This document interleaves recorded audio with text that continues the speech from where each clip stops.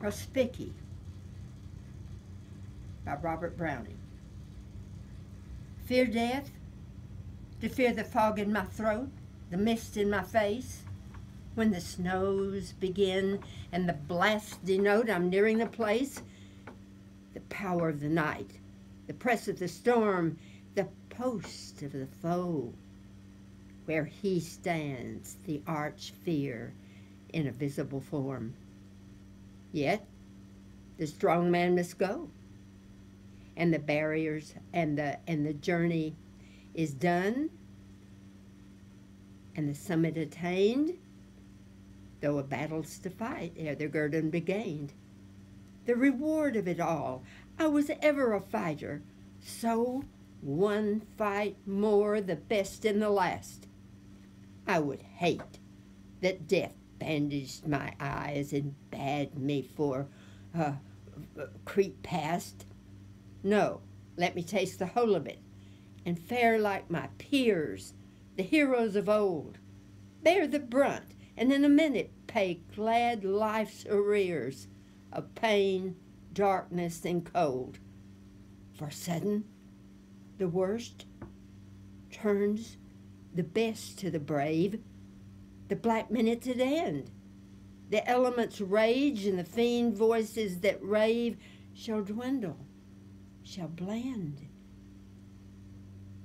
shall change, and shall become first a peace out of pain, and then a light, and then, O thy breast, O thou soul of my soul, I shall clasp thee again, and with God be the rest. Amen. I hit that cold, girl. But anyway. And tell me, you were telling me the last few lines of that and the meaning of. Oh, okay, and oh no, let me taste the whole of it, like my peers, the heroes of old. My eyes are watering up again. Let me see. Heroes of old bear the brunt, and in a minute pay glad life's arrears. For sudden, the worst turns the best to the brave. But that line about for sudden, you know, the worst will turn to the best, to the brave, and pay glad life's arrears. We owe. He felt like he owed death. If he had to suffer some, he paid glad life's arrears, his debt, for all the good he had enjoyed in life. And he could do that. He'd do that. And you know, this is interesting that the way he describes. For sudden the worst turns the best to the brave. The black minute's at end, and the elements rage, the fiend voices rave. They used to think that the Satan tried to snatch the soul at death, you know, before it could get away. The fiend voices that rave shall dwindle, shall change, shall dwindle, shall first become a peace out of pain, then light.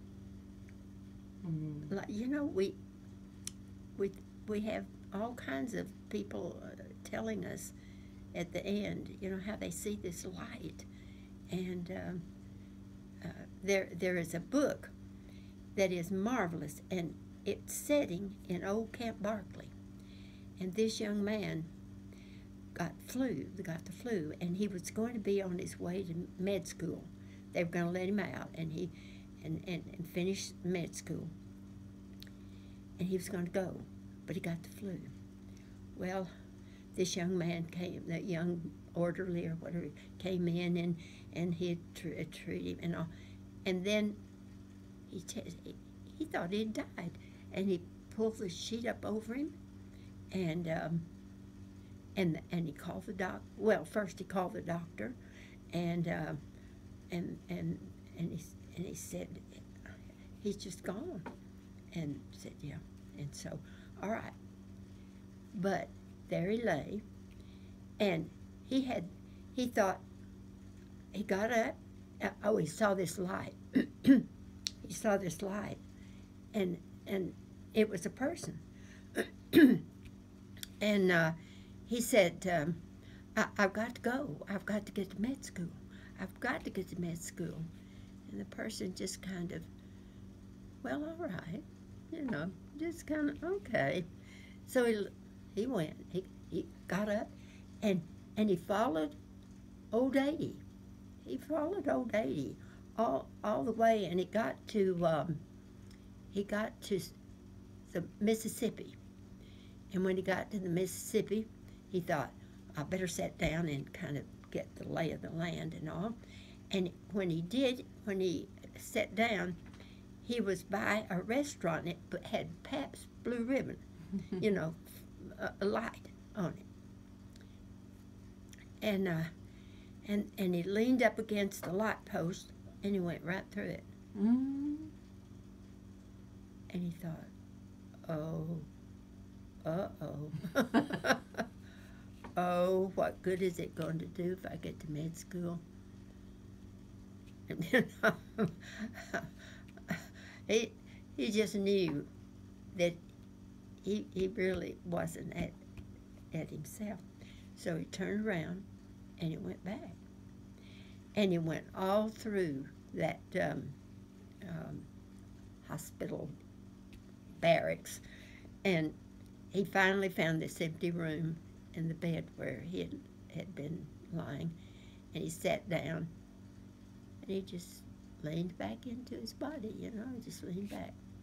And this little orderly came in, I guess, to get the body, and it moved. It had moved, and he called the doctor. He said, Doctor, this body has moved. He's alive. And the doctor didn't do anything. He said, well, shoot him with some, he told him what, and he was just an orderly. And he was telling the doctor what to do, but the doctor was so shocked. He wasn't doing anything. They give him this shot, and he gets back up. And it takes him a while, but he does survive. He lives. But he wouldn't tell anybody about that experience, because then people would think he was, something was gone in his brain. And they wouldn't believe him. But he finally told his stepmother, and he'd been rotten to her because, his dad married again, and it wasn't his mom, and he just wasn't accepting of that. And he knew he'd been rotten. He had grown up now, and she was the first one he told about this experience. And it drew them together, closer. But anyway, all of that about the light. But he saw this light, and it was a person. And the person was just, permissive. Was permissive. Didn't encourage, but, and didn't say anything. Didn't say, like, it's not your time. But he knew it wasn't. Or, he wouldn't have been sustained. Well, okay, let me get up at this point, and